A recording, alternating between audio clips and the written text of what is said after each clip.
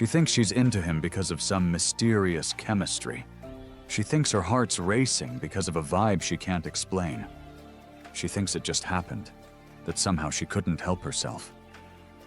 But what she doesn't realize is this: she was set up, psychologically, deliberately, effortlessly.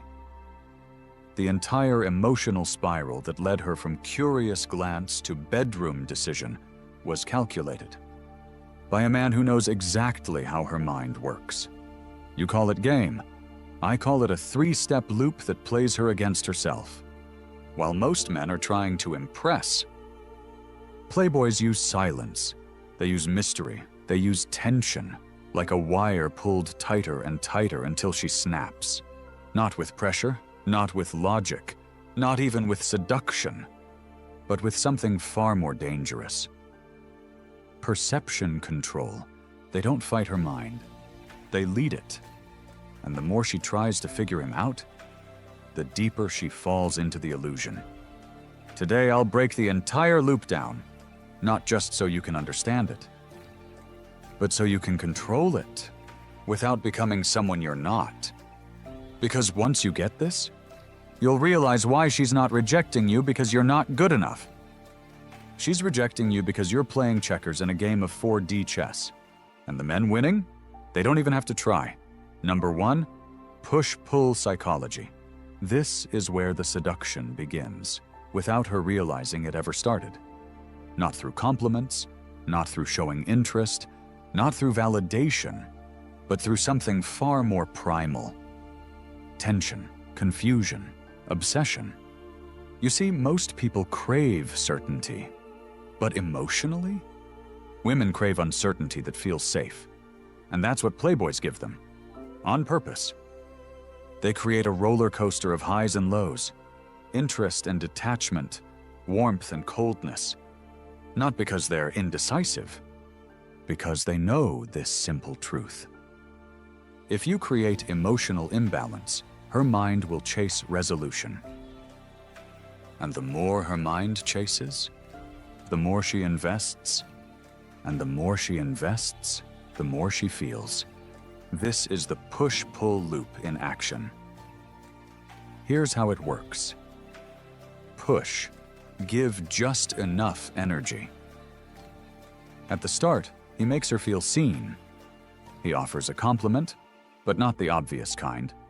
It's specific, unexpected, slightly teasing. It touches her ego and her insecurity at the same time. You have a really clever way of pretending to be shy. It's cute. It's not just flattery. It's targeted tension, the kind that gets stuck in her mind. Then he follows it up with presence. Full attention, eye contact, warmth. She starts to feel the high, the spark, the connection. And then, just when she expects more, pull, sudden emotional detachment. He goes quiet. He gets distracted. He checks his phone. He ends the convo first, without apology, without explanation. And now, she's replaying every moment in her head. Did I say something wrong? Was he just being polite? Why did the energy shift? This is the mind trap, the loop she didn't expect, because instead of feeding her certainty, he gave her curiosity. And curiosity is a deeper hook than attraction. Attraction fades when it's predictable, but curiosity keeps her chasing a man she doesn't even understand. The moment she starts seeking emotional closure, you've already won. Now here's the dark genius. Playboys never overpull. They push again, just when she's about to emotionally let go. He comes back, warmer, not explaining his absence, not apologizing. He just shows up with a look, a small compliment, a subtle smirk. And all her internal alarms go silent. Why? Because the human brain hates unresolved patterns. And now, she doesn't just want him. She wants to complete the loop. She wants to stabilize the interaction. She wants to know where she stands. She wants to decode what this man is really feeling. And what does that mean? She starts reaching out first. She sends the follow-up texts. She asks deeper questions. She starts playing cool, while her emotions scream otherwise. This is how Playboys make it her decision to chase intimacy. And because it was her choice, she feels no shame about it. She'll tell herself, "I don't know, we just clicked. He's different. There's something mysterious about him." But in reality, she's addicted to the cycle. The loop of tension and release. The trap of almost clarity that never fully lands. And it's all built from one weapon: push, pull, repeat. The most dangerous part? She can't even see it happening. And that's what makes it work. Number 2, scarcity and silence. Let's make one thing clear. A man's presence is currency. And the more rare it is, the more valuable it becomes. This is what average men don't understand. They flood her phone. They chase after every signal. They always show up when she blinks. And in doing so, they devalue their attention. Playboys? They do the opposite. They don't just pull back emotionally. They pull back physically, digitally, energetically, and let silence become the seducer. Because silence doesn't feel like rejection. It feels like a mystery that demands her attention. Here's how the game works. First, they anchor desire with presence. When he's there, he's fully there. Playboys know how to make their presence memorable. He makes eye contact. He listens deeply. He makes her laugh and flinch in the same 5 minutes. Drops layered comments that echo in her brain long after he's gone. "I like how you talk fast when you get nervous. It's kinda charming." Now that presence is attached to emotion in her nervous system, she's not just remembering what he said. She's remembering how it felt to be in his orbit. And then, he disappears without explanation. No overtexting, no needy follow-ups, no double responses, no "did I do something wrong?" Just complete emotional silence.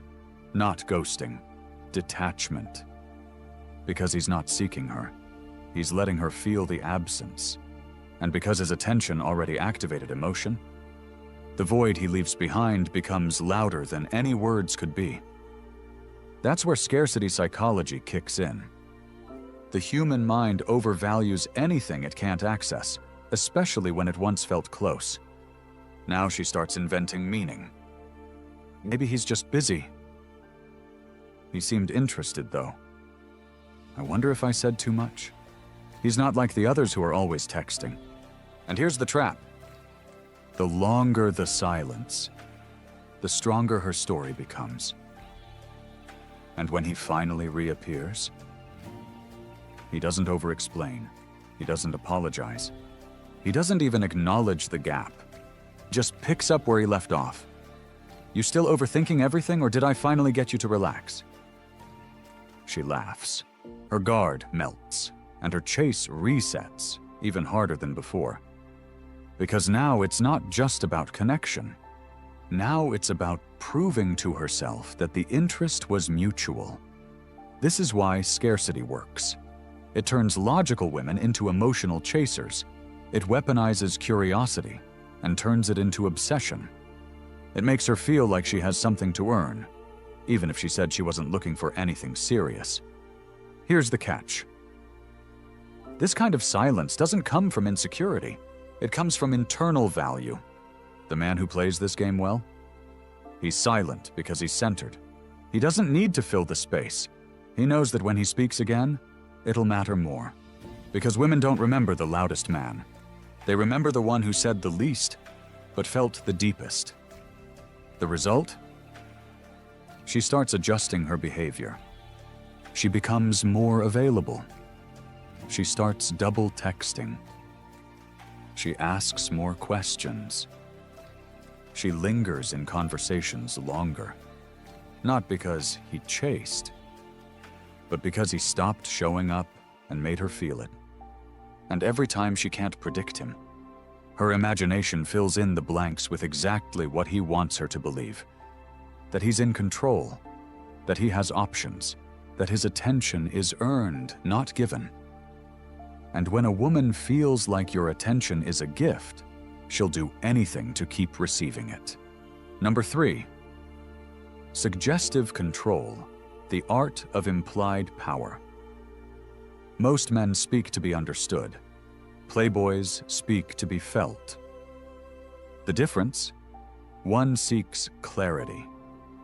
The other creates intrigue. One satisfies her curiosity. The other feeds it, without ever closing the loop. This is the core of suggestive control.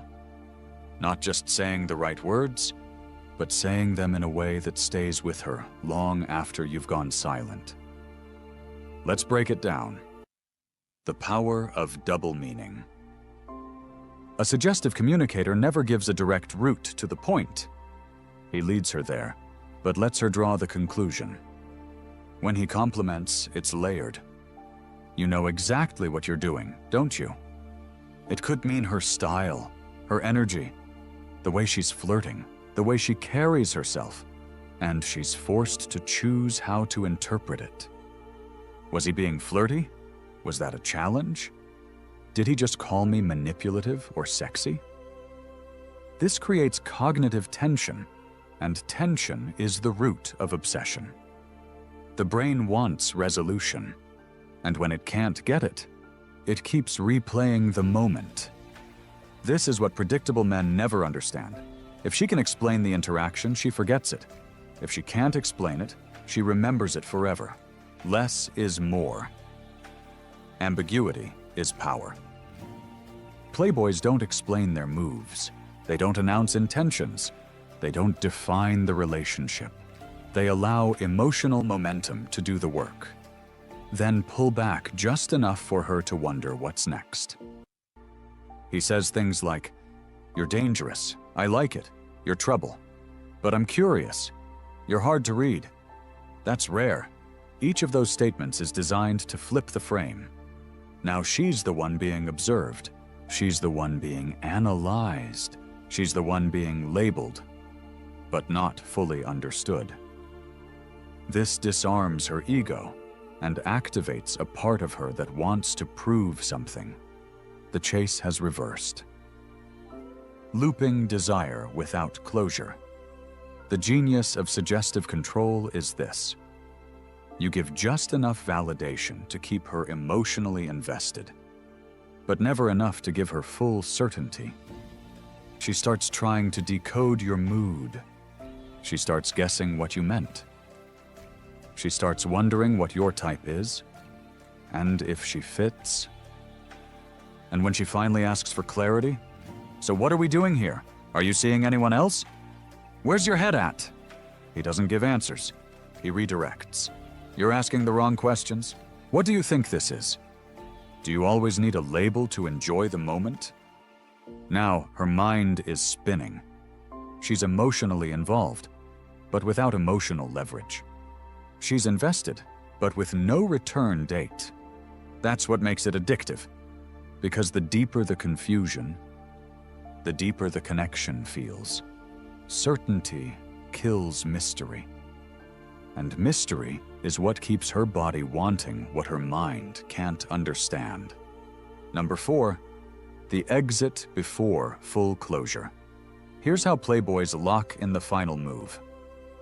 Right when the connection gets too close, right when she's on the edge of surrender, right when her walls have melted down, he steps away, not forever, just long enough for her to feel everything she was about to give him, with nowhere to place it.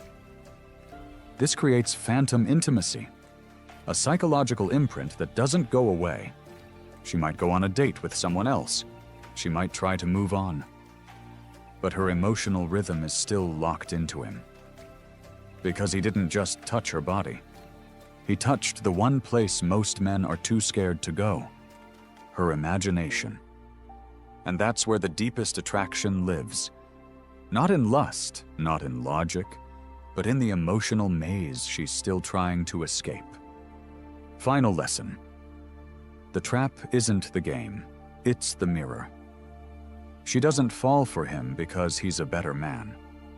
She falls because he knows how to hold her reflection up to herself and make her feel emotions she hasn't felt in years. Desire, confusion, validation, rejection, craving, powerlessness, all wrapped inside one man who never once begged for any of it, because here's the truth nobody wants to say out loud.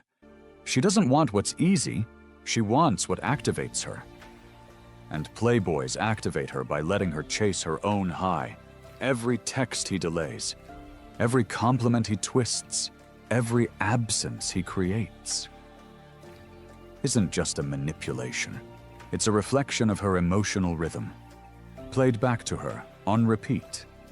And in chasing him, she's chasing the version of herself she's only allowed to feel around him. That's why she goes back. That's why she can't explain it. That's why she tells her friends he's toxic, but dreams about him anyway. It's not about the man, it's about the mirror.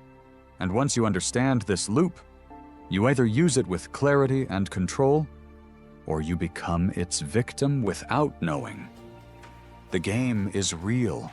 The tools are psychological. And the only question is, are you leading the rhythm or dancing to someone else's tune? If this shifted your perspective, if this exposed a truth you've felt but never understood, if this made you rethink how women actually fall, then do 3 things. Subscribe. Like this video, it tells the algorithm more men need to wake up to this. Share it with one person who's still confused about why she ghosted him.